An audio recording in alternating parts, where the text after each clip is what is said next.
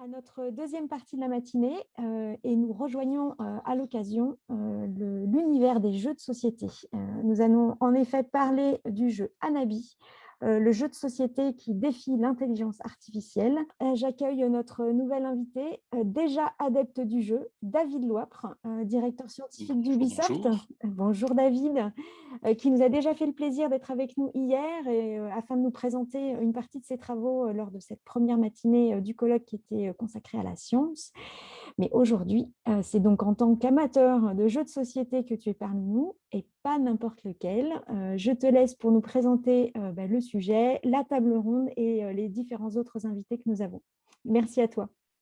Merci Catherine. Oui, effectivement, aujourd'hui, on va pas parler jeux vidéo, on va parler jeux de société. Et donc, plus spécifiquement, on va parler de ce jeu qui s'appelle Anabi. Alors, peut-être qu'il y a des gens dans l'audience qui se demandent pourquoi du jeu de société et pourquoi ce jeu-là en particulier. Et une des raisons, enfin la raison principale, c'est que depuis quelques années, ce jeu de société intéresse beaucoup les chercheurs en intelligence artificielle. Et notamment, ça s'est pas mal accéléré en 2019 quand Google DeepMind, donc c'est l'équipe qui est à l'origine de ces fameux travaux sur les IA qui jouent aux jeux de Go, qui apprennent toutes seules à jouer aux jeux de Go, aux échecs, aux jeux Atari, etc. Donc Google DeepMind a sorti un article pour expliquer que en fait le Go, les échecs, tout ça, c'était facile, c'était plié, et que maintenant la vraie frontière, la vraie nouvelle frontière de l'intelligence artificielle dans le domaine du jeu, c'était Anabi. Alors, on a voulu creuser un peu cette question-là, et donc c'était l'origine de cette table ronde qu'on va avoir maintenant. Et donc, pour cette table ronde, j'ai le plaisir de recevoir trois invités. Tout d'abord, Antoine Boza, qui est tout simplement le créateur du jeu. Bonjour Antoine. Bonjour, salut David. On a également Pierre Berry, qui est un joueur expert, pas professionnel, je ne crois pas que ce soit ton métier, mais un joueur expert de Anabi. Voilà, tu as un blog qui s'appelle Anabi Logic, dont on voit le petit. Vous pouvez aller voir le site web, on vous postera le lien dans le chat. Et puis Vicky Callogayton, qui est chercheuse en intelligence artificielle à Polytechnique. Bonjour Vicky. Bonjour, salut David. Et qui va nous donner le point de vue de la scientifique et de la spécialiste en IA sur ces questions. Alors, ce qu'on a prévu pour commencer, comme on part du principe que dans l'audience, vous n'êtes pas forcément des joueurs familiers de Anabi, on a prévu de commencer par une petite explication et démonstration commentée par Pierre, qui va donc vous expliquer le principe du jeu, les règles, et puis peut-être quelques premiers rudiments de stratégie. Donc, Pierre, je te donne la parole et je te laisse nous expliquer tout ça et nous commenter tout ça. Ok, alors j'ai fait le partage d'écran, mais je me vois encore à l'image. Est-ce que vous voyez mon Nous, écran? on voit ton écran, ouais. Ok, et si je fais ça, vous voyez quelque chose qui a changé? Ouais, ça a changé. Ok, Donc là, tu es sur Board Game Arena, qui est ce site où on peut jouer à tout un tas de jeux et sur lequel toi, tu joues beaucoup. ouais, à Anabi surtout. Alors, Anabi, déjà je vais présenter le jeu. C'est un jeu coopératif qui se joue de 2 à 5. Le thème du jeu, en fait, on est des pros des feux d'artifice et on va essayer de reconstituer 5 séries de feux d'artifice. Donc ici, le rouge, le jaune, le vert, le bleu et le blanc. Et dans chaque série, on va devoir poser les cartes dans un certain ordre. On doit poser d'abord le 1, puis le 2, puis le 3, puis le 4, puis le 5. Dans cet ordre-là et pas un autre. Voilà un peu pour le thème. Donc on reconstitue 5 feux d'artifice dans l'ordre. L'originalité, c'est que je ne vois que mes propres. Non, je ne vois pas mes propres cartes. C'est-à-dire que moi, là, je suis en haut, Berry, je vois le dos de mes cartes. En revanche, je vois les cartes des autres. Et pour les aider à jouer les cartes dans le bon ordre, c'est-à-dire d'abord les 1, puis les 2, etc., dans chaque série, je vais leur donner des indices. Et puis eux vont me donner des indices pour que je connaisse mes cartes, pour que les autres connaissent leurs cartes et qu'on les joue dans le bon ordre sur chaque pile. Bon, en vrai, dans le jeu physique, vous n'avez pas une pile rouge, une pile jaune, mais vous les créez vous-même sur la table. Que dire d'autre avant d'attaquer les règles? Donc, le but du jeu, c'est de poser un maximum de cartes. Donc, je disais, dans chaque série, on peut poser 1, 2, 3, 4, 5. Comme il y a 5 séries, 5 x 5, 25. Donc, le score maximum est de 25. Ce n'est pas un jeu où on perd totalement, où on gagne totalement. On essaie à chaque fois de faire le meilleur score. Voilà. On essaie de viser 25, mais quand on ne peut pas, c'est déjà bien d'avoir fait 21, 22, 23. Voilà. Donc, comment ça se passe exactement? On joue à tour de rôle. Là, c'est Elena Schrivier qui va commencer. Puis ce sera Berry, puis Zénab, etc. Et on tourne. Voilà, c'est vraiment une action à la fois par personne. Il y a 3 actions possibles. La première qu'on va voir tout de suite, c'est de donner un indice. Donc là, vous allez voir que sur la main de Berry, des cartes vont s'allumer, puisque donc Elena a donné l'indice jaune à Berry. Quand on donne un indice, on est obligé de toucher toutes les cartes correspondantes. Il y a 10 types d'indices possibles: rouge, jaune, vert, bleu, blanc. Donc ça, c'est pour les couleurs. Et 1, 2, 3, 4, 5. Et on est vraiment obligé de toucher toutes les cartes correspondantes. Par exemple, si je veux dire à Zénab que cette carte-là est blanche, je suis obligé de toucher les 2 cartes blanches. Si je veux lui dire que c'est un 2, je suis obligé de toucher ces 2 2. Voilà. Je ne peux pas sélectionner les cartes qui m'intéressent. Je peux sélectionner l'indice qui m'intéresse, mais pas les cartes qui m'intéressent. Donc ça peut être un avantage ou une contrainte. C'est-à-dire que parfois, ça permet de donner plusieurs indices à la fois. Et puis des fois, ça peut être une contrainte parce que si tu veux en donner un spécifiquement, l'autre va t'embêter. Exactement. Voilà. Donc, on est obligé de s'adapter au tirage, de s'adapter à ce que le jeu nous inflige. Et donc, pareil, quand on reçoit un indice, je me dis peut-être que là, on a voulu m'indiquer la jaune de droite, qui est le 1, mais en même temps, il y avait l'autre. Alors, du coup, comment j'interprète l'indice que je reçois? Une chose aussi qu'il faut savoir, et c'est d'ailleurs ce que je vais faire juste après, donc là, je sauve les 5, parce que la répartition dans chaque couleur, c'est qu'il y a un seul 5. Donc, si on le perd, s'il est jeté, on ne pourra pas faire le score maximum. Les 2, 3 et 4 sont en double exemplaire et le 1 est en triple exemplaire. Donc, on peut perdre un 1, ce n'est pas très grave. Si on perd les 2 2 d'une même couleur, c'est très grave puisqu'on ne pourra pas poser le 3, donc on ne pourra pas poser le 4, donc on ne pourra pas poser le 5. Et si on perd le 5, on n'ira pas jusqu'au bout. Donc là, je me permets juste un petit commentaire. Donc, Elena, elle t'a donné un indice, elle t'a indiqué les cartes jaunes. Ouais. Et toi, tu as choisi non pas de jouer une carte, mais à ton tour, donner un indice dans le but de faire ce sauvetage. Voilà, j'expliquerai quelques stratégies de base, mais il y a une raison pour laquelle je sauve les 5. Au-delà du fait qu'ils sont uniques et donc il ne faut pas les perdre. Ok. Voilà. Donc ensuite, Zénab donne l'indice rouge à Elena. Et là, ce qu'on va voir, c'est donc la deuxième option possible, qui est de jouer une carte. Donc, Elena va prendre la carte rouge. Elle va dire, en physique, ça se passerait comme ça. Elle la prend sans la regarder. Elle dit, je la joue. Ensuite, elle la regarde et elle voit si ça va quelque part. Ah bah non, pardon. Elle me donne un indice d'abord. Donc, voilà. Ah, et moi, je donne encore un indice. Voilà. Voilà. Donc là, Elena dit, je joue cette carte-là. Et si ça va quelque part, la carte est jouable. Et ça va quelque part quand la carte est supérieure de 1 à la précédente carte posée dans ce domaine. Donc au début le 1. Et donc maintenant, à ce stade-là, les cartes jouables, il n'y en a que 5. C'est le 2 rouge, le 1 jaune, le 1 vert, le 1 bleu, le 1 blanc. On peut très bien continuer les rouges sans avoir commencé les autres. Il n'y a aucun problème là-dessus. Donc un point intéressant à noter ici, c'est que quand elle a joué le 1 rouge, elle savait qu'il était rouge, mais elle ne savait pas que c'était un 1, puisqu'on donne à chaque fois qu'une seule information, soit la couleur, soit le numéro. Voilà. Et d'un point de vue stratégique, il n'est pas viable d'attendre d'avoir les 2 infos sur chaque carte avant de les jouer. On n'a pas assez d'indices pour ça. Donc, j'en parlerai un peu de la stratégie à la fin. Mais si on doit dire c'est rouge et c'est un 1 à chaque fois, on va faire 12 sur 25 ou 15. Voilà. Et là, la troisième option qu'on vient de voir, c'est Zénab qui a donc jeté une carte, puisque là, c'est la zone des cartes jouées, et là, c'est la zone des cartes défaussées. Donc, le 3 rouge a été défaussé, donc il n'y en a plus qu'un. S'il est au fond de la pioche, tant pis pour nous. Et on a regagné un indice. Avant, on avait 2 jetons, et maintenant, on n'en a plus que 3. J'avais oublié de dire qu'à chaque fois qu'on donne un indice, ça consomme un jeton. Et quand il n'y a plus de jetons, on ne peut plus donner d'indice. Voilà. Et donc, pour regagner des indices, il faut jeter des cartes. À l'aveugle, ça a l'air effrayant comme ça, me direz-vous.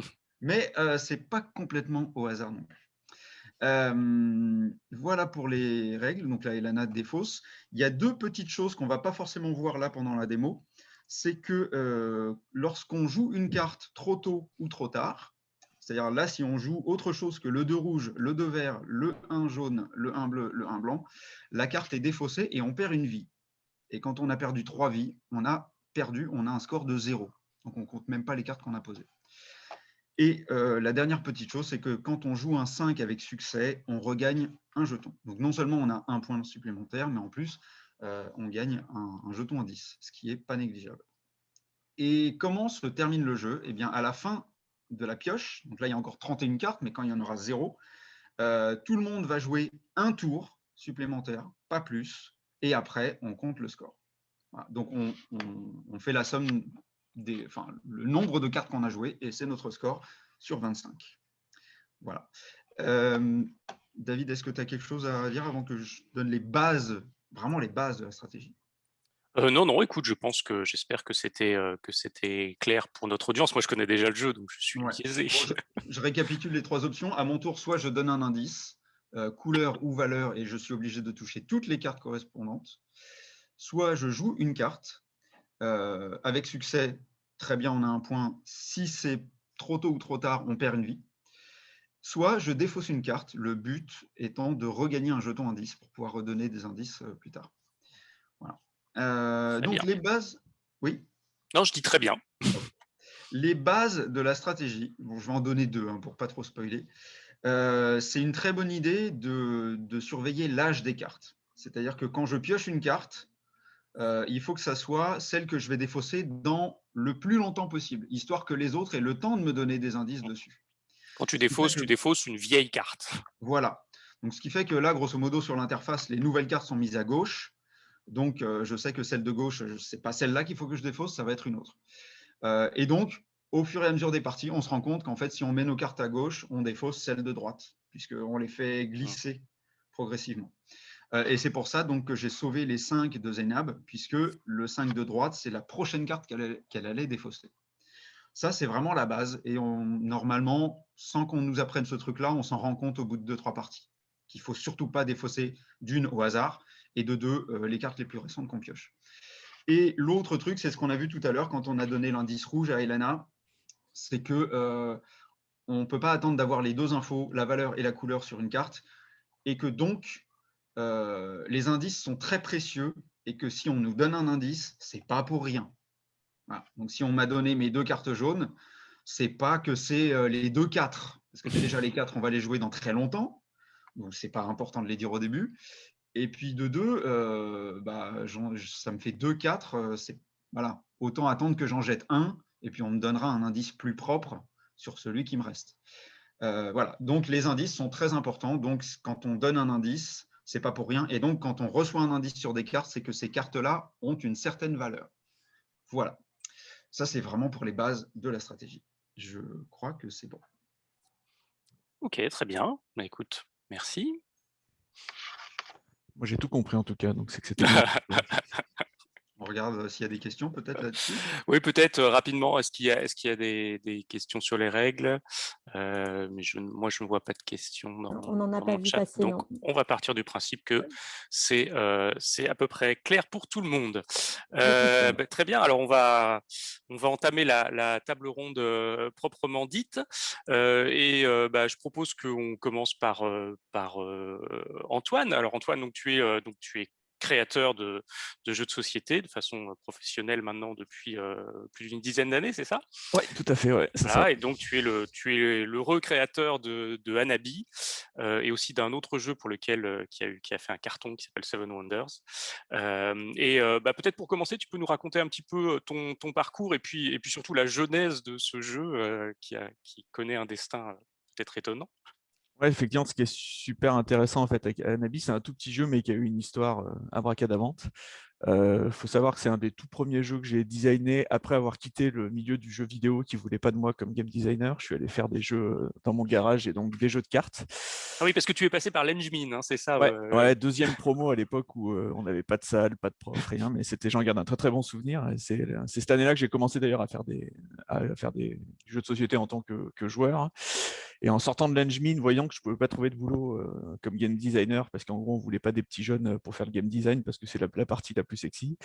J'ai commencé à faire des jeux de société dans mon coin et Anabi, en fait, est un des tout premiers jeux que j'ai designé, un peu par erreur. Faut savoir qu'à l'époque, je fais un premier jeu qui s'appelait Ikebana, qui a exactement le matériel que vous avez vu sur Anabi, donc 55 cartes et des jetons. Et pourquoi 55 cartes? C'est qu'à l'époque, les contraintes d'impression étaient importantes au niveau du coût de production. Et sur une planche, on imprimait 5 fois 11 cartes, en fait. D'accord. Et quand tu faisais un jeu de 55 cartes, ça te permettait de tenir sur une seule planche. Donc, ça coûtait moins cher à imprimer. Donc, c'est pour ça qu'à la base, c'est un jeu de 55 cartes, quoi. Et du coup, je fais un premier jeu donc, qui s'appelle Ikebana, qui est un jeu compétitif, avec donc le même matériel, hein, les cartes 1, 2, 2, 3, 3, 4, 4, 5 dans 5 couleurs et des jetons. Et je trouve un tout petit éditeur qui se trouve être un éditeur de jeux de rôle qui, en 2009, me dit oui, très bien, on aime bien ce Ikebana, on va l'éditer, quoi. Et comme c'est un tout petit éditeur et que c'est un de mes premiers jeux, je me dis, le souci, c'est que un petit jeu de cartes, un tout petit éditeur, on va avoir zéro visibilité en boutique et j'ai peur que mon jeu il passe inaperçu, quoi. Donc à ce moment-là, je réfléchis un peu et je propose à mon éditeur de faire un deuxième jeu en fait avec le même matériel. Comme j'ai pris un matériel un peu standard, hein, des cartes avec des couleurs et des chiffres, je me dis il y a peut-être moyen de faire un deuxième game design avec cette contrainte matérielle. Et si j'y arrive, ça me permet, et ça permet notamment à mon éditeur de dire ah ben regardez, nous dans notre petit jeu de cartes, en fait il y a deux jeux, donc on n'est pas comme les autres, quoi. Donc je pars vraiment de cette contrainte qui est déjà un peu une contrainte commerciale, on va dire, pour faire un deuxième jeu. Et je fais un deuxième jeu qui n'est pas encore, enfin qui s'appelle Anabi, mais qui n'est pas le Anabi que Berry a présenté, qui est un jeu compétitif aussi, qui reprend le même matériel, qui marche avec une mécanique différente, mais qui n'est pas un jeu coopératif, qui n'est pas du tout celui que Berry vient de présenter, quoi.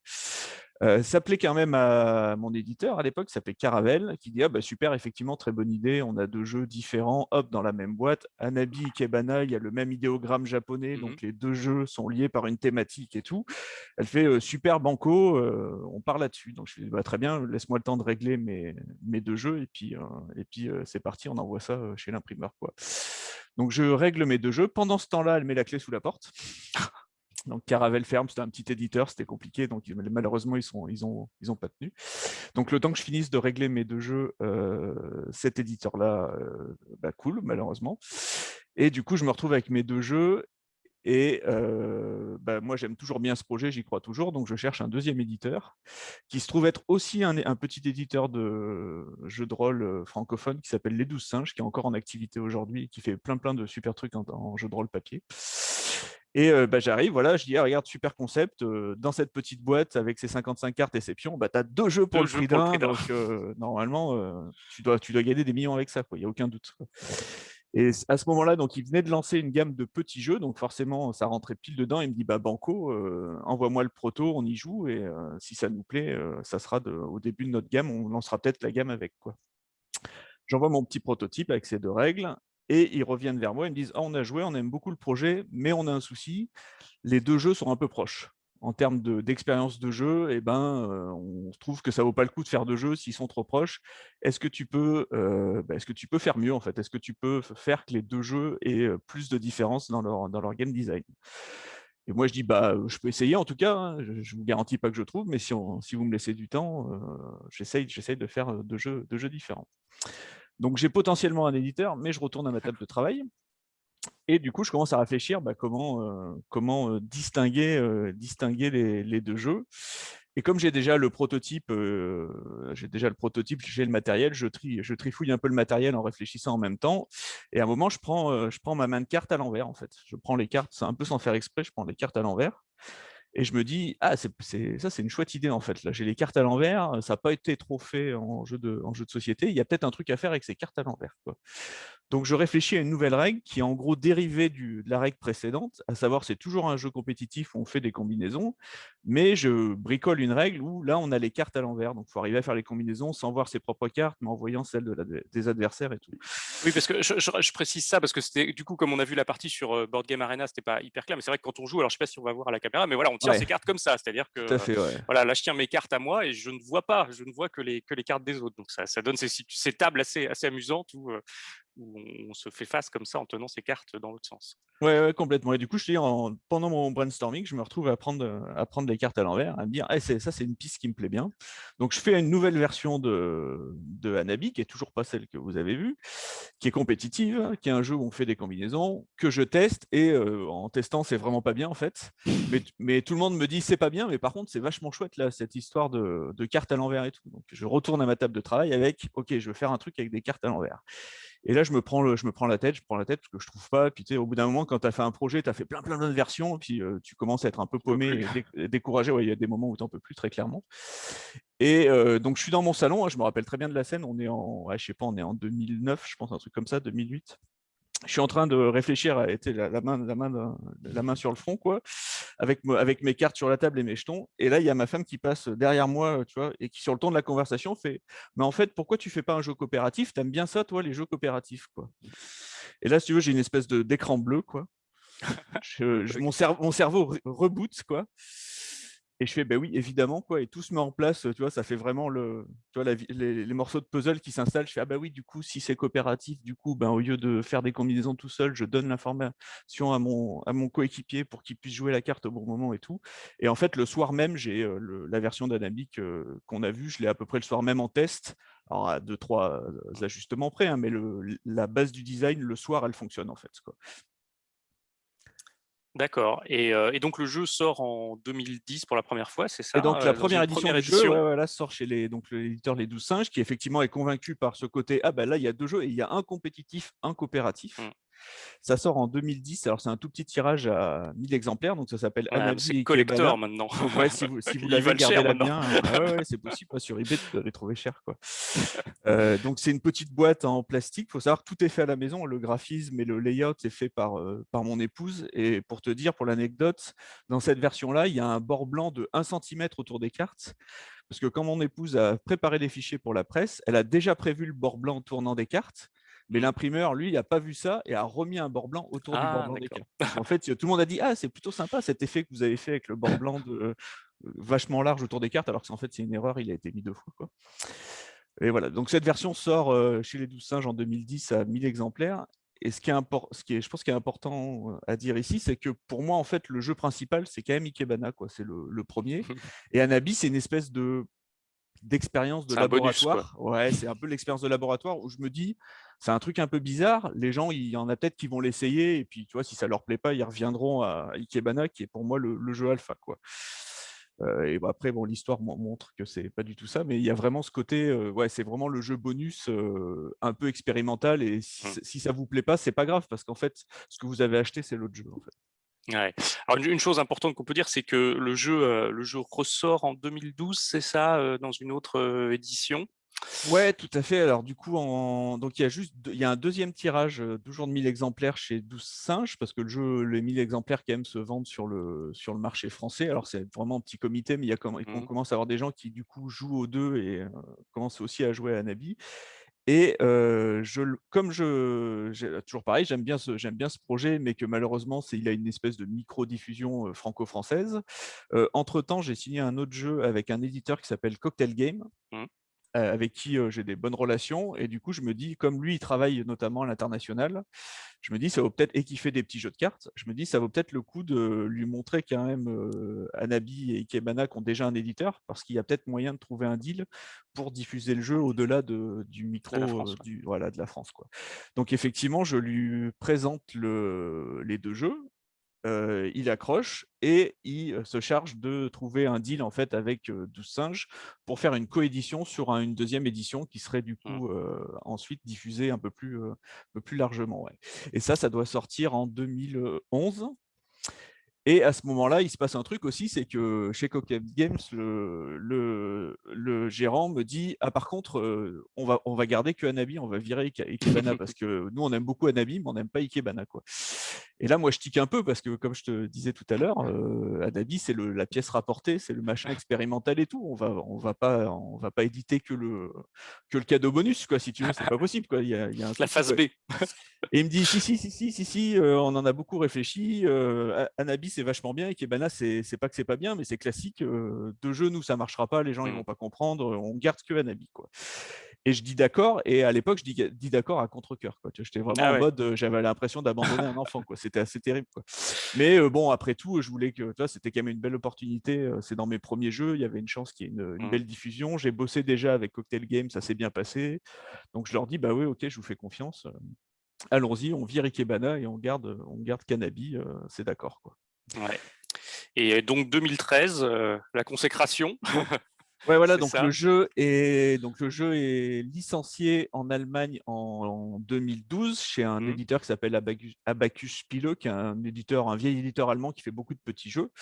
Donc là, pareil, c'est Cocktail Game qui cherche de faire un partenariat et sort la version allemande en 2012. Et le jeu, du coup, en 2013, gagne le Spiel des Jahres, qui est le gros prix dans notre industrie. Je dis toujours aux gens qui ne connaissent pas, c'est l'équivalent de la Palme d'Or pour les gens qui connaissent le cinéma. Voilà, c'est vraiment un très, très gros prix. C'est un prix allemand. Et l'année d'après, parce qu'il a eu une édition allemande, parce qu'il faut que le jeu soit sorti sur le marché allemand, donc c'est pour ça que je parlais d'édition allemande, le jeu gagne le Spiel des Jahres en 2013. Et du coup, là, débute ça le met vraiment un très gros coup de projecteur, le succès du jeu.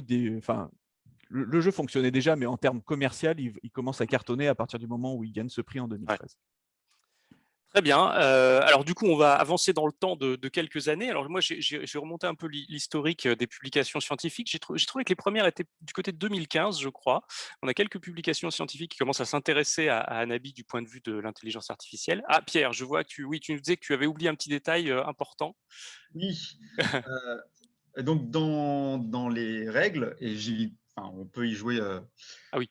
Antoine le dira, on peut y jouer comme on veut, mais je pense que l'IA s'appuie là-dessus. Il y a une règle d'or qui est qu'en dehors du don d'indices, on n'a pas du tout le droit de communiquer. C'est-à-dire on ne peut pas donner des conseils aux autres, on ne peut pas mettre un ton dans la voix qui essaie de faire comprendre des choses, on doit essayer d'être super neutre et en gros, chaque personne doit vraiment optimiser dans son propre cerveau. Il n'y a pas de coopération communique. Il n'y a pas de petit indice discrètement avec la main, des choses comme ça. J'imagine que les IA jouent strictement comme ça. Évidemment, ouais.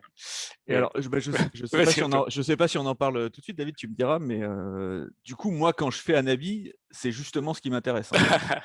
Moi, c'est que les gens modulent leur voix, mettent un mini clin d'œil, tu vois, disent « Ah, je pense qu'il faut que tu joues cette carte-là. » Moi, ce qui m'intéresse à nouveau dans le jeu de société, c'est l'interaction sociale, quoi.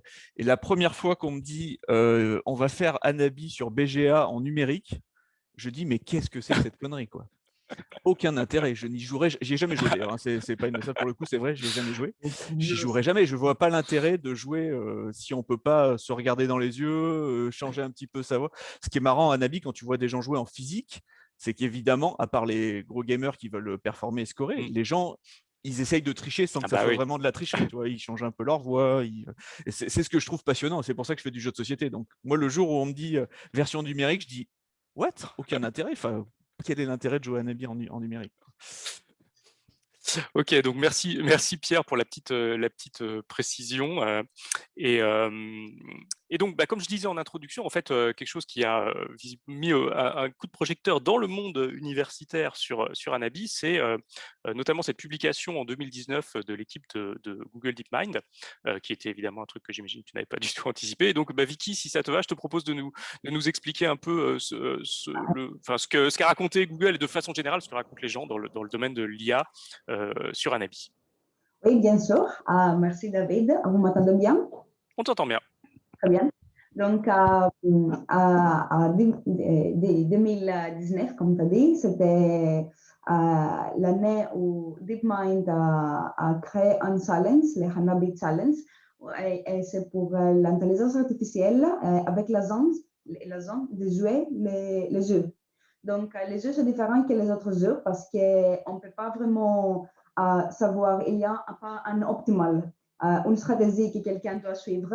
Et donc, ça devient très intéressant pour la zone. Pour des raisons. La première raison, c'est que la différence entre les humains et les agents. Les humains, quand on joue, on a ce truc qui s'appelle Theory of Mind, que ça veut dire que quand on pense, quand on joue, on pense que les autres pensent à la même manière que nous. Et donc, les intentions, les perspectives et aussi les indices, comme Pierre l'a dit, il va nous donner comme nous on pense. Et même nous, Et même nous, notre prédiction, c'est que les autres vont jouer selon ce que nous, on jouerait. Donc, quand on a dit à quelqu'un, on est sûr qu'il va, ou elle va les jouer, ces cartes-là. Et donc, on peut même donner un autre avis dans les joueurs qui suivent. Theory of Mind, juste pour compléter, en fait, c'est un concept qui existe depuis longtemps en psychologie et qui est cette capacité à réaliser que les autres, à se mettre dans le cerveau des autres, c'est-à-dire à se dire, la personne à qui je m'adresse, en fait, elle n'a pas la même représentation du monde que moi, et c'est un concept qui vient de la psychologie. Et pour ceux qui ne connaissent pas, il y a une expérience très amusante à faire avec des enfants qui s'appelle l'expérience de Sally Ann, où on peut montrer qu'avant l'âge de, je crois, c'est 4-5 ans, en fait, les enfants n'arrivent pas à avoir ça. Ils n'ont pas de Theory of Mind, ils n'arrivent pas à comprendre que les autres n'ont pas le même point de vue sur le monde qu'eux. Voilà. Exactement, exactement. Donc, c'est ça qui se passe, c'est qu'ils trouvent que c'est entre ce qu'Adouane et Pierre ils ont dit, entre la communication des Andis. Donc, nous, les humains, on ne communique pas normalement quand on joue, mais on pense que les autres vont passer de la même manière que nous. Donc, c'est une communication implicite, pas explicite, mais c'est là.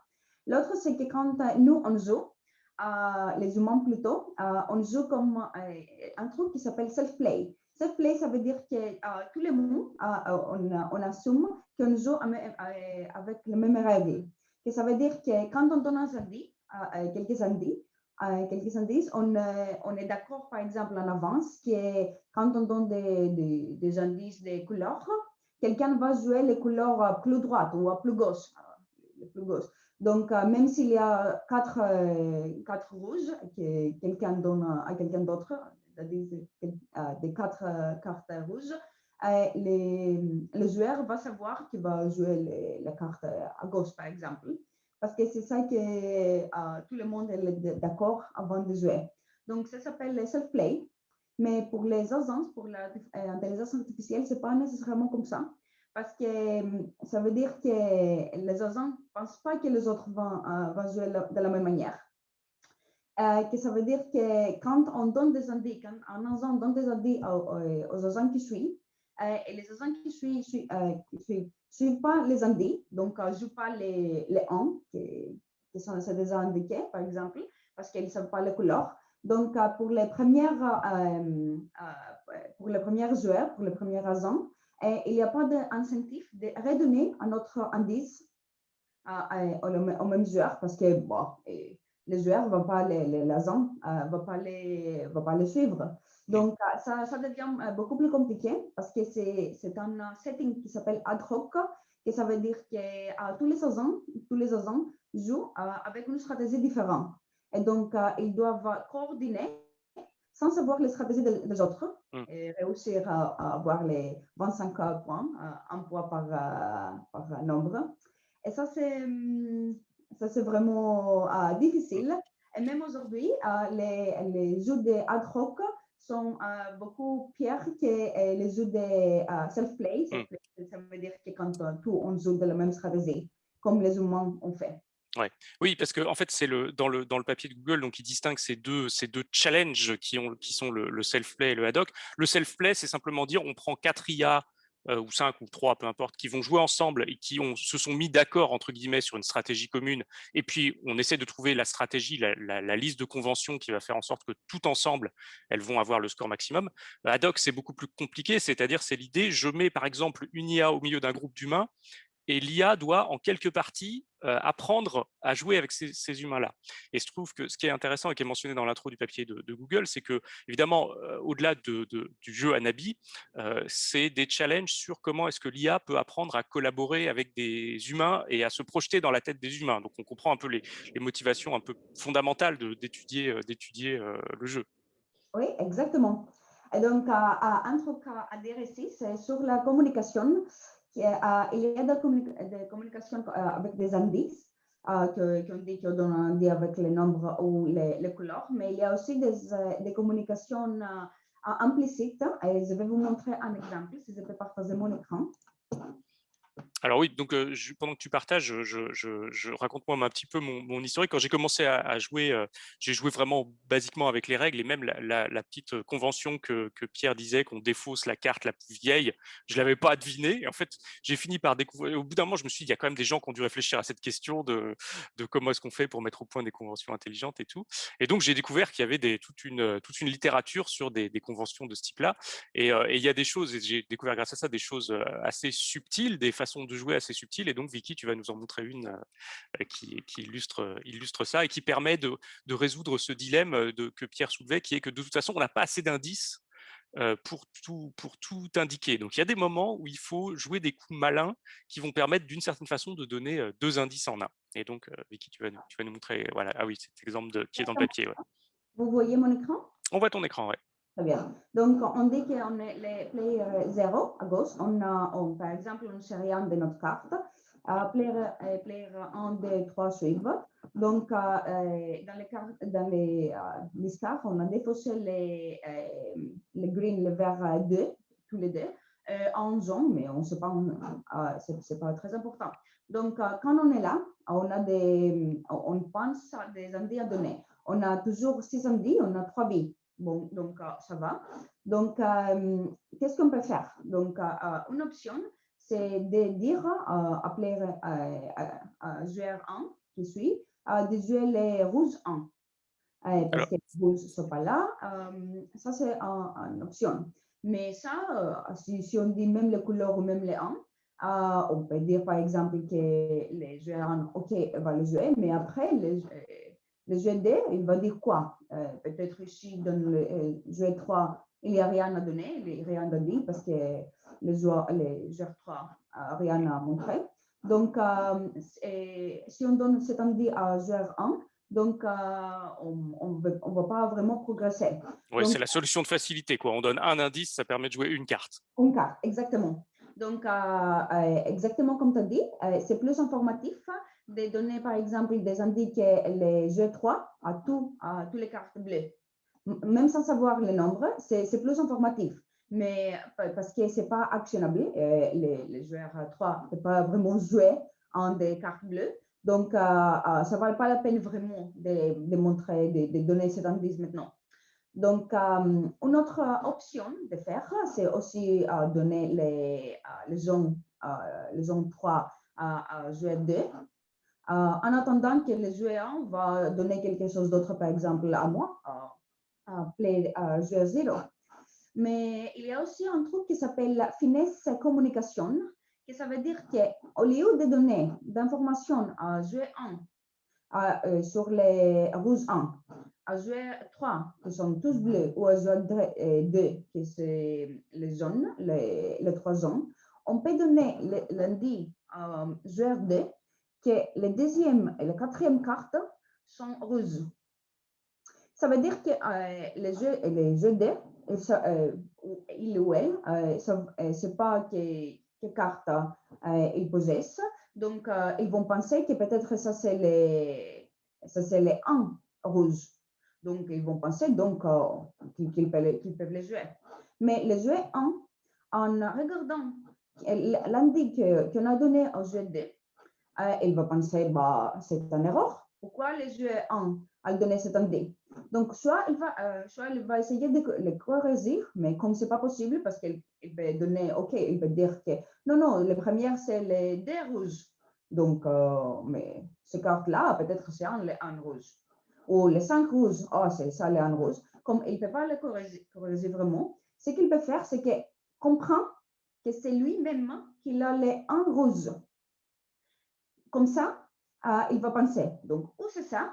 Donc, normalement, c'est dans les lieux, les cartes les plus récentes, que ici, c'est à droite. C'est le contraire de Pierre, mais c'est juste une illustration. Et donc, lui-même, il va jouer les 1 rouge sans avoir un indice. Et donc, les joueurs 2, il va jouer les 2 rouges en suivant. Et comme ça, avec un indice, on ajoute 2 cartes. Ouais. Et donc ça, c'est une belle illustration de théorie de l'esprit. C'est-à-dire qu'il faut arriver à se mettre successivement dans le cerveau de chacun de ces joueurs. C'est-à-dire que le joueur 0 indique le 2 rouge au joueur 2. Et du coup, si on se projette dans la tête du joueur 1, le joueur 1 va se dire pourquoi il lui indique un 2 rouge alors que le 2 rouge n'est pas jouable. Et du coup, ce raisonnement-là, c'est-à-dire que le joueur 1 qui ne reçoit pas l'indice directement, en fait, devine que sa première carte jouable est le 1. Et donc, c'est par ce petit truc derrière, et derrière, le joueur 2, évidemment, va jouer son 2 par-dessus. Donc, par cette petite astuce qui consiste à se projeter dans la tête du joueur 1, on arrive à donner 2 indices en un seul. Et donc, avec des coups comme ça, on peut arriver à battre la malédiction qui est que de toute façon, de base, on n'a pas assez d'indices.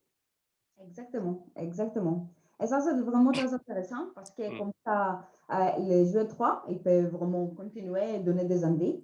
C'est une manière d'utiliser les indices. Comme Pierre il a dit, les indices sont très importants et on doit vraiment penser comment l'exploiter.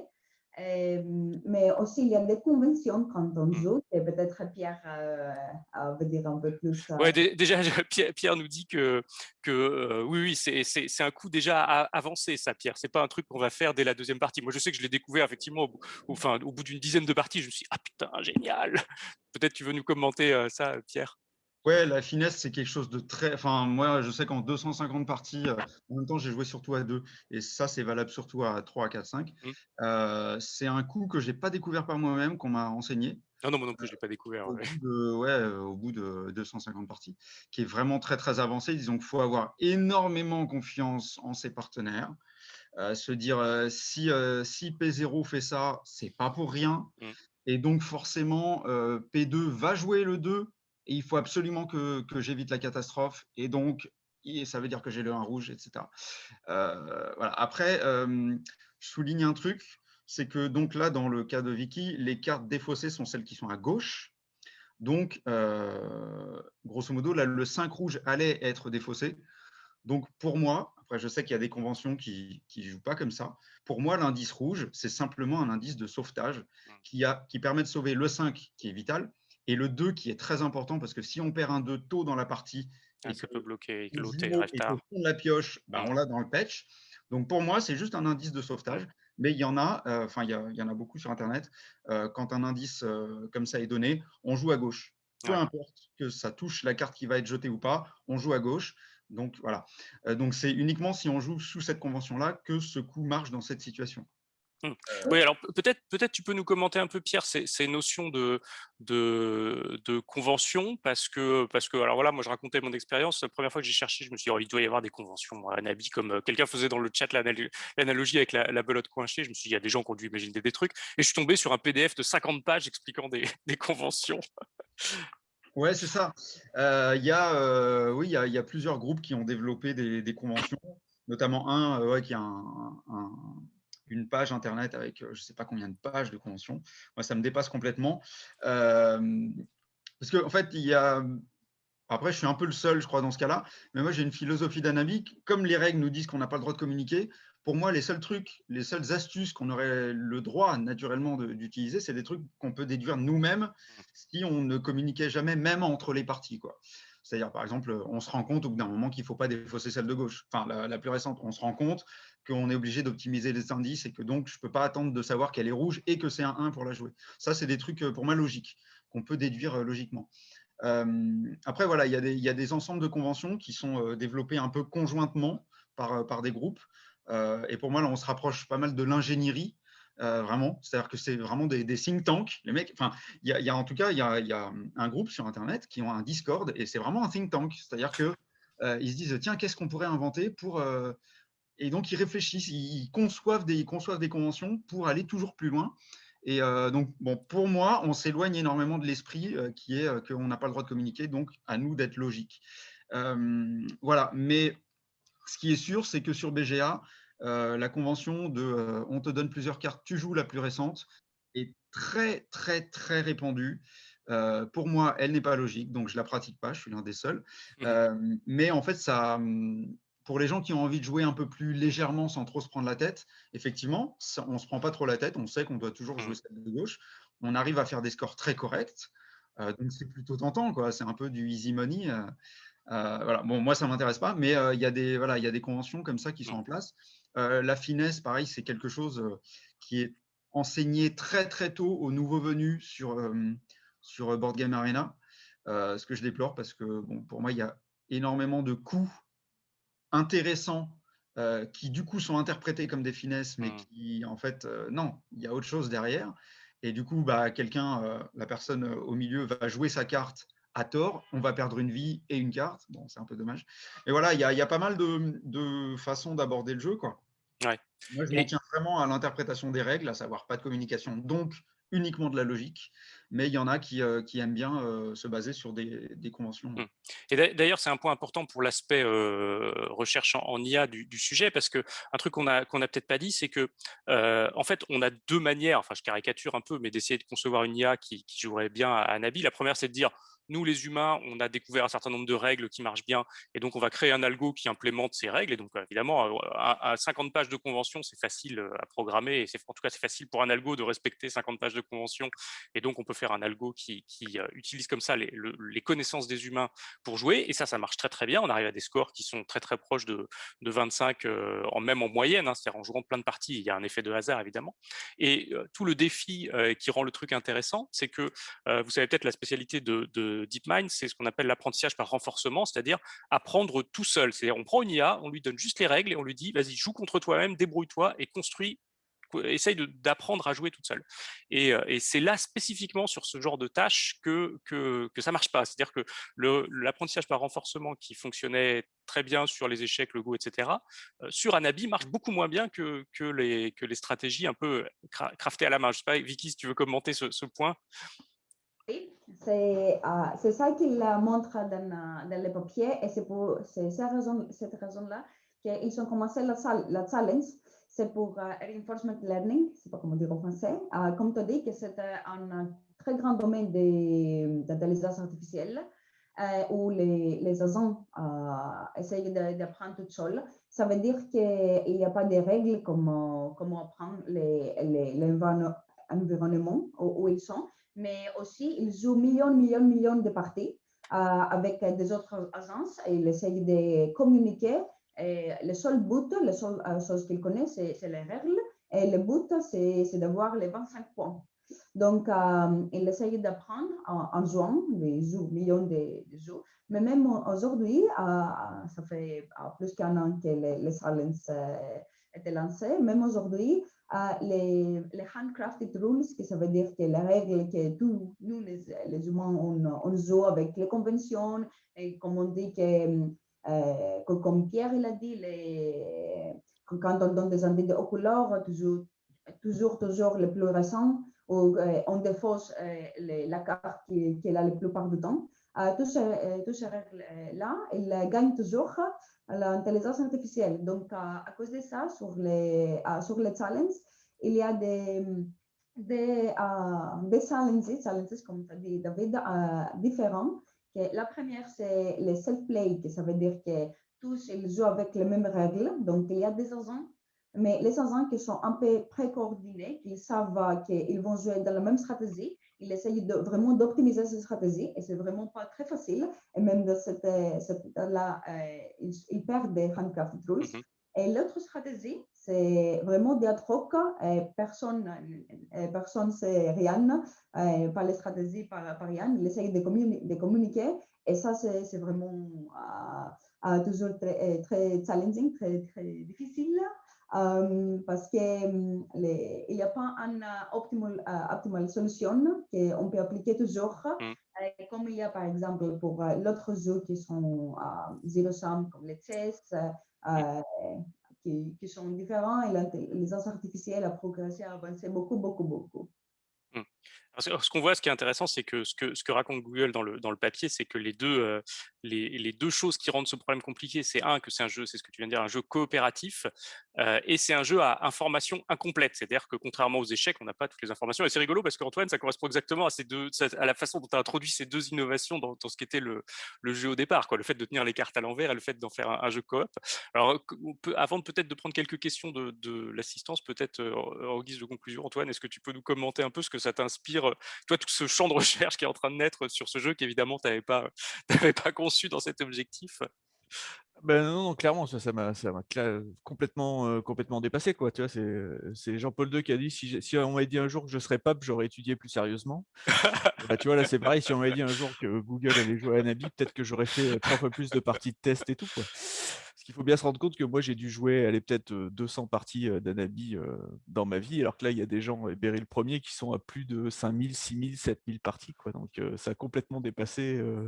Et à nouveau, moi, ce qui m'intéressait à la base, c'était de voir au niveau social quel niveau de tricherie les groupes de joueurs allaient s'autoriser. Moi, c'est vraiment ce qui me passionne dans un habit, quoi. C'est voir les gens disent est-ce qu'on a vraiment le droit de faire ça? Et je dis bah en fait, les gens, vous jouez comme vous aimez, quoi. Si vous aimez jouer comme ça, en fait, jouez comme ça. Et il y a des gens qui sont là plutôt qui font ça plus dans un esprit de compétition et qui sont pour performer et qui vont pas s'autoriser. Et ce que je trouve super intéressant, c'est que la première typologie comme la deuxième peuvent s'éclater avec le jeu. Et ça, c'est vraiment super intéressant. Bon, bah super. Pierre, Vicky, est-ce que vous voulez ajouter un dernier mot avant qu'on prenne les questions de l'Assemblée? Ouais, en parlant des conventions, donc tu as dû entendre parler du hat guessing. Alors, j'ai pas regardé en détail, mais en gros, alors là, le jeu des chapeaux, oui, oui. Ouais, Oui. pour le coup, il n'y a plus du tout de logique. C'est-à-dire qu'on encode la façon d'indicer, du genre, je dis n'importe quoi. Si je donne à la personne qui joue 2 crans après moi l'indice rouge, ça veut dire que le suivant, celui qui joue après moi, doit jouer sa deuxième, le quatrième doit sauver sa quatrième carte, etc. Enfin, c'est... Oui, c'est vrai qu'on peut imaginer des stratégies extrêmement compliquées. D'ailleurs, ça serait intéressant de voir le jour où peut-être l'IA, par reinforcement learning, aura trouvé des stratégies efficaces, voir à quel point elle recoupe les stratégies que nous, humains, on a imaginées. Je sais que sur le bridge, en fait, c'est un peu le même type de problème, les enchères au bridge. En fait, je crois qu'on s'est rendu compte que les meilleurs algos de reinforcement learning retrouvent assez bien les stratégies que les humains ont mis au point pour les enchères au bridge. Vicky, tu veux dire un dernier mot de conclusion? Oui, donc,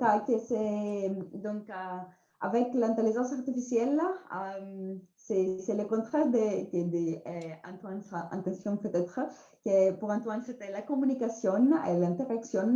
C'est exactement le contraire, que c'est la communication où se trouve les TikTok, de donner de dire et de parler, et peut-être de dire « Ah, je t'ai donné un indice de 3 là, tu vois ?» avec l'intonation ou la manière du corps, de la langue du corps. Donc, tout ça ne sont pas possibles et c'était fait exprès. Donc, c'est beaucoup plus difficile. C'est comme les humains qui jouent à l'ordinateur, sans communication, sans savoir. Mais comme tu as dit, cette information que c'est imparfait, ça les rendra vraiment très difficile, mais très intéressant aussi. Donc, c'est un bon challenge. Ouais, en tout cas, c'est un champ très actif, hein. J'ai compté depuis le papier de Google en 2019 sur Google Scholar, il y a 250 articles qui sont sortis qui parlent de Anabi, voilà, en 2 ans, et donc ça devrait continuer encore quelques temps. Merci à tous les trois. Alors, on va prendre quelques questions de l'assistance. Je ne sais pas, c'est Pierre Alban, soit qui modère, je ne sais plus qui fait la modération des questions. Oui, normalement, c'est l'équipe et moi, c'est moi qui Eh les bien, pose. on t'écoute. Alors, une première question d'un anonyme. Donc, il y a un âge connu à partir duquel la Theory of Mind est développée chez les enfants. David, tu disais 5 ans. Est-ce qu'en pratique, avec Anabi, cet âge est très variable? Est-ce qu'il existe des très jeunes joueurs experts Anabi ou est-ce que, au contraire, il y a des joueurs qui restent peu performants à l'âge adulte? Alors moi, je peux témoigner parce que moi, je joue avec mes 3 gamines. On a commencé à jouer l'été il y a 2 ans, et donc la plus petite avait 7 ans. Donc à 7 ans, les coups basiques, ça va. La finesse, clairement, à chaque fois, elle ouvrait des yeux comme ça, genre on essayait de lui expliquer, mais ça, donc voilà. Donc voilà, jouer avec des trucs subtils de théorie de l'esprit avec des jeunes enfants. Je sais pas, Pierre ou Antoine, si vous avez Juste des vues pour là-dessus. compléter, par contre, moi je connais effectivement plein d'adultes qui jouent encore très mal, hein. Ça, c'est la deuxième partie de la question. Ça, c'est certain. Ça, c'est sûr. Et ouais, la finesse, il ne faut vraiment pas y toucher avant une bonne centaine de parties, pour moi. Voire 200. Mais c'est quand ça marche. Enfin, je sais pas, moi, les premières fois que ça a marché, c'est jouissif, quoi. C'est Mais après, disons qu'il ne faut pas en voir partout parce que ça peut être catastrophique. Bon, disons que ça interdit un tas de très bonnes astuces. Et donc des enfants, je ne sais pas, je n'ai pas trop d'expérience avec. Après, pour des adultes, ça dépend de ce qu'on entend par performant, quoi. Je pense que les adultes, normalement, sont capables, au bout d'une dizaine de parties, de comprendre qu'un indice donné sur une carte seule, qui n'est pas celle qui allait être jetée, doit être joué, quoi.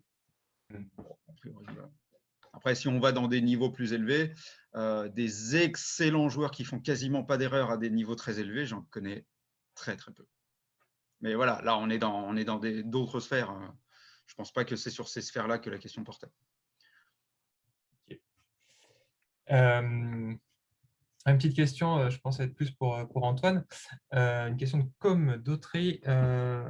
Alors, est-ce que le nombre d'indices disponibles a été calculé ou est-ce qu'il a été ajusté au fil des parties de test? Alors, vu ce que tu disais un peu, j'ai peut-être ma petite idée sur la réponse, mais… Moi, je fais tout au test, hein. Je mets premier prototype, je sais plus combien c'était, et puis après, j'affine à la main, quoi, à l'ancienne, hein. On n'a pas… Alors maintenant, quand je développe des jeux, là, j'appelle des codeurs et ils m'aident, ils font les jeux, et je peux jouer 10 000 parties et avoir des stats. Mais alors, à l'époque, autant dire que c'était tout à la main, et c'est encore beaucoup à la main, le jeu de société. Et à nouveau, c'est aussi à la main parce que ce qui m'intéresse et qu'on ne voit pas dans les versions numériques, moi, ce qui m'intéresse, c'est vraiment l'interaction sociale qui se passe autour d'une table. Donc, la plupart de mes décisions de design sont guidées plutôt par ce que je veux, ce que les joueurs ressentent à la table, que par les résultats mathématiques des parties et des stats, quoi. Clairement.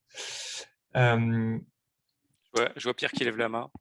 Tu Oui, voulais protester contre le fait d'avoir une interaction sociale, c'est ça? Non, pas du tout. Non, je dis que donc là, on a 8 indices en début de partie.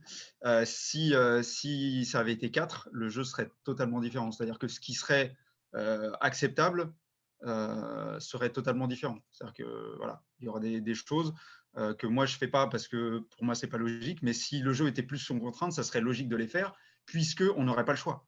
On serait obligé d'adopter ces astuces-là, alors qu'avec 8 indices, on n'est pas obligé de les utiliser et on peut jouer plus sécurité, quoi. Est-ce que le jeu est plus dur à 2 ou à 5 ou est-ce que la difficulté est à peu près Je crois qu'à 5, c'est plus dur. Parce que moi, j'ai surtout joué à 5 et on en chie quand même. Ouais, à 5, c'est plus dur parce que le ratio carte morte sur nombre de cartes totales est plus élevé que dans les autres configs. C'est-à-dire qu'à la fin, il y a au moins 15 cartes mortes dans les mains des gens qui jouent. Alors que sur les autres configs, je crois que c'est 10 et 12, un truc comme ça. Attends, je crois que c'est même… alors, à 2 joueurs, c'est 8. Donc 8, 12, 12 et 15. Oui, c'est le droit à un tour encore, ouais, d'accord. Donc ça fait qu'on a moins de temps pour jouer le même nombre de cartes. Okay. Et à 2, c'est spécial. À 2, c'est spécial. Il y a des stratégies vraiment spécifiques à 2 joueurs. Vraiment, ce que je conseille, c'est 4. 4, c'est nickel. Et justement, Pierre, tant que tu as la parole, on parlait de côté social du jeu de société, côté se retrouver tous ensemble, tout ça. Toi, comment tu apprécies les autres joueurs avec lesquels tu joues? Qu'est-ce que tu recherches en fait comme profil de joueur sur Anabi ou sur les jeux en général? Sur un avis pour le coup, et puis si tu veux étendre en général, pas de souci. Alors sur Anabi, maintenant je joue quasiment que en ligne, parce que je sais que là, il va y avoir des gens experts au moins qui ont joué un paquet de fois. Moi, vraiment, sur Anabi, je le confesse, je suis un geek à fond sur Anabi. C'est-à-dire que je joue pour la perf. Et donc, pour la perf, on est obligé de faire confiance à 100% aux autres. Donc, de supposer que les autres font les raisonnements les plus poussés possibles. Voilà, ça c'est comme ça que je trouve mon pied à Anabi. Mais je sais qu'il y en a qui jouent un peu plus relax, c'est-à-dire qu'on admet des erreurs. On ne va pas forcément supposer que la personne a pensé à fond le truc. Voilà, sur Anabi, moi, c'est ça. C'est vraiment pousser la logique, parce que j'aime beaucoup les jeux de logique en général. Et donc, j'aime bien pouvoir me creuser la tête sur des déductions hyper poussées. Et puis, en dehors, sur les jeux j'allais dire coopétitifs. Ça existe, les jeux coopétitifs. Sur les compétitifs, je suis plus jeu de stratégie, gestion, développement. Voilà. J'aime bien les trucs un peu légers. D'ailleurs, Anabi, au départ, c'est très léger. En termes de règles, c'est très accessible. J'aime bien les jeux légers comme Time's Up ou des jeux d'ambiance. Mais ma cam, c'est vraiment plus les jeux de au moins une demi-heure par joueur. C'est-à-dire, quand on est 4, ça dure 2 heures. Voilà. Des jeux de gestion. Voilà. Ok, merci. Alors, une question de Clovis Taubert, un peu plus sur l'IA. Donc, en s'ajoutant des principes, l'IA peut résoudre le problème simplement en jouant sur la durée de réponse. En jouant sur la durée de réponse qui peut encoder de l'information. Est-ce que la difficulté ne serait pas de faire jouer ensemble des IA qui ont appris indépendamment, de façon à forcer une sorte de régularisation?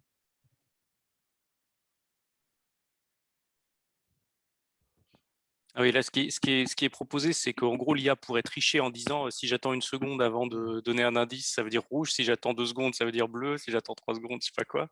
Ça me plaît, ça, comme D'ailleurs, je lisais un article qui parlait du fait que finalement, il y a un certain nombre de jeux qui ont un peu suivi ta trace sur le côté coop et information incomplète. Et il y a ce jeu qui est assez sympa qui s'appelle The Mind, qui joue un peu sur ce qui est sorti après. Mais il faut absolument y jouer. il est Moi, très, c'est très bien. c'est un des plus beaux designs que j'ai vu de ma carrière d'auteur. C'est fabuleux, quoi. Et un des jeux avec le moins de règles. Ouais, Ouais, c'est je vais incroyable, poster The Mind. Incroyable. Ouais. je vais poster le lien dans le chat. Grosso modo, The Mind, on a des cartes en main, parmi une pioche de 1 à 100, et on doit les jouer dans l'ordre croissant, sans aucune forme de communication, ni d'éthique, se faire des signes physiques, ni en parlant. Donc, par exemple, moi j'ai le 37 et David a le 62. Dans quel ordre on doit les jouer? À nous de voir. Voilà. C'est à peu près tout. Ouais, c'est un très, très, très, très grand jeu. Pour moi, c'est un peu une forme de quintessence d'Anabi, tu vois. Si je devais il y a une espèce de descendance où il a réussi à enlever encore plus de règles et mettre encore plus de tension et d'interaction sociale qu'Anabi avec. Vraiment, c'est un jeu. Si vous devez jouer à un jeu de société, là, dans les 10 dernières années, pour moi, c'est The Mind, quoi. Écoute, moi j'ai découvert The Mind avant Anabi et Ouais. j'ai vu que le truc dans l'autre sens. Je me suis dit, Ouais. en fait, Anabi, c'est la quintessence du truc de The Mind. Donc, Ouais, mais tu sais, nous, les auteurs, on cherche vraiment à la épurer, à pureté. enlever un maximum de règles et Ouais. tout. Et The Mind, pour moi, c'est un monument du game design, quoi. Après, voilà, en termes de profondeur, je ne ferai pas autant de parties de The Mind que d'Anami. Non, c'est clair. Il y a une espèce de rythme à acquérir à The Mind qu'on trouve normalement assez vite si on joue avec les mêmes personnes, alors qu'à Anabi, ce n'est pas juste une question de rythme, quoi.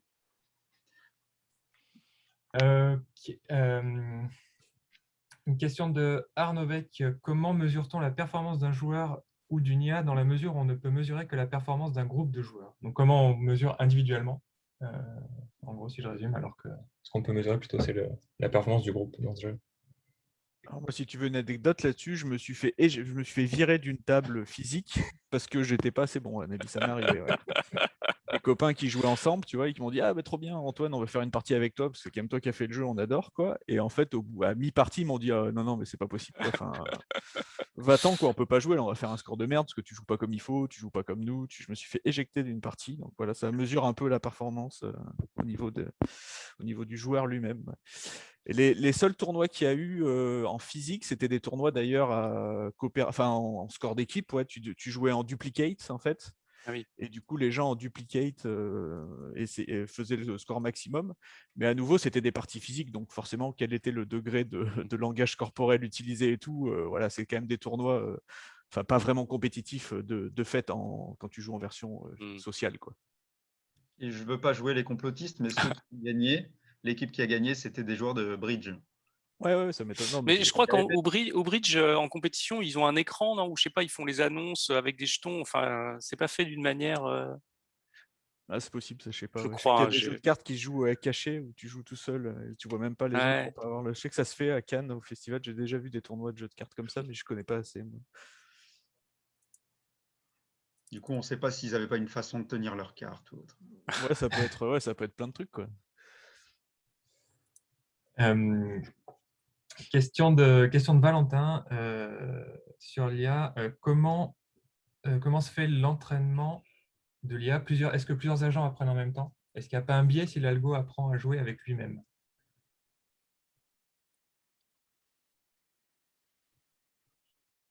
Peut-être plus pour Vicky, Vicky.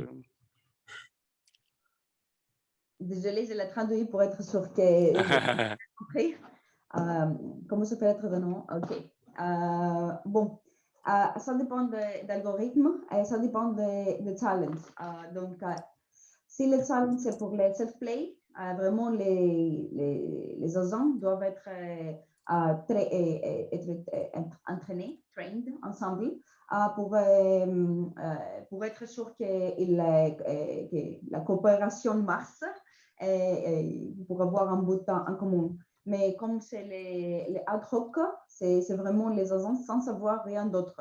Donc, chaque agent, il joue avec des agents différents et chaque fois, on réalise les règles et enfin, les agents qui jouent, c'est un agent qu'on a entraîné et 4 d'autres ou 3 d'autres qu'on ne sait rien, qui ne sont pas les agents de nous, ce ne sont pas notre agent qu'on essaye de traîner, mais c'est des agents du challenge. Ça pourrait être des humains.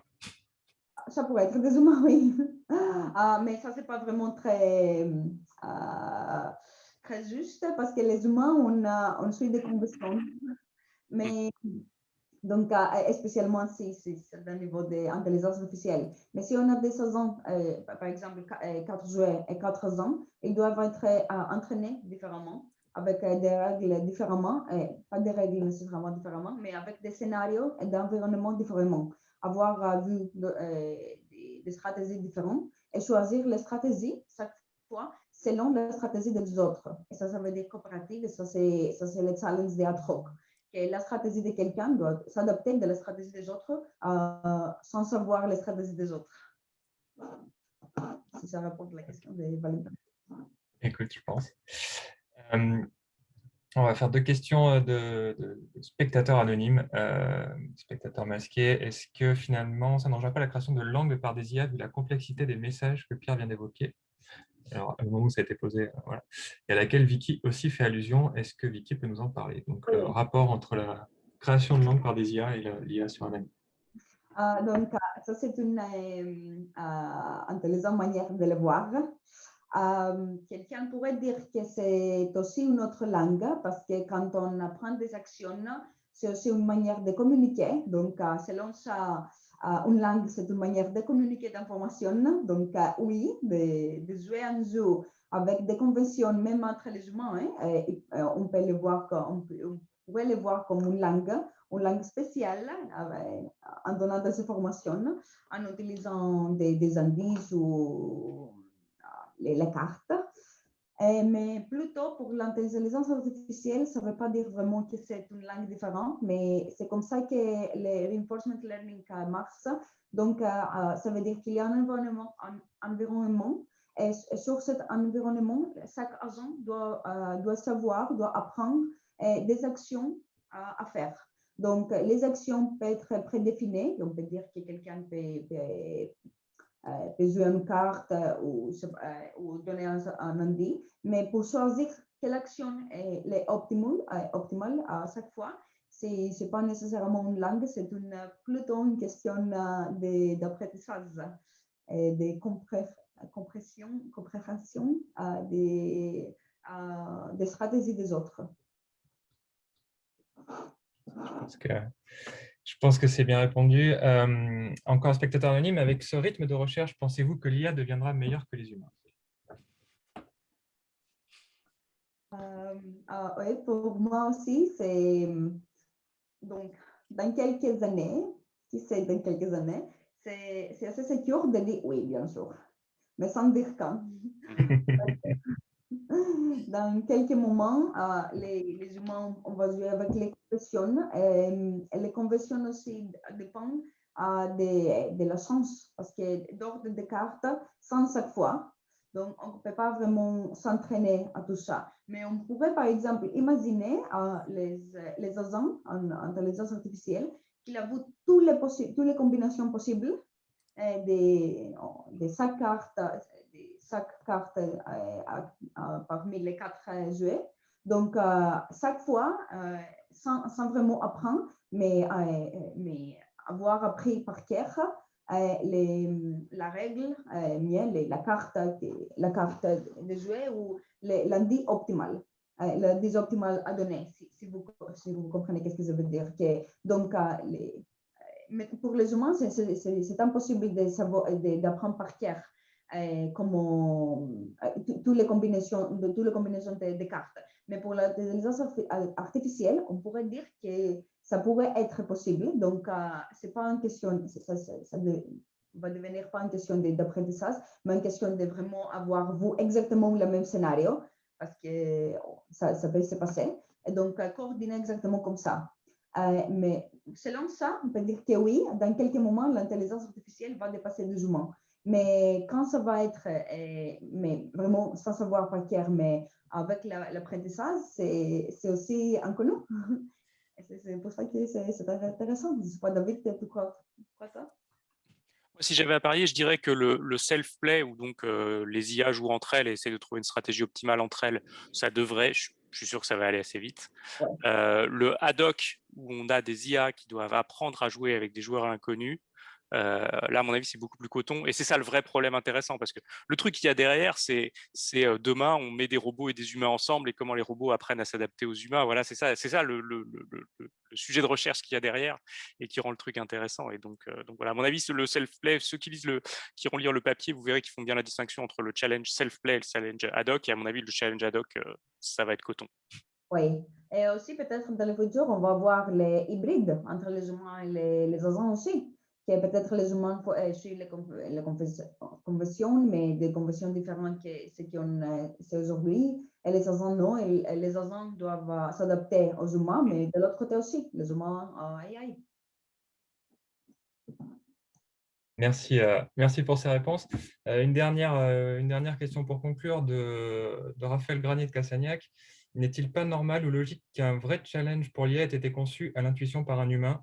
Vous avez 4 heures, en fait, c'est pas vrai, vous avez 2 minutes. C'est une question. Il nous a séché, là. Ouais.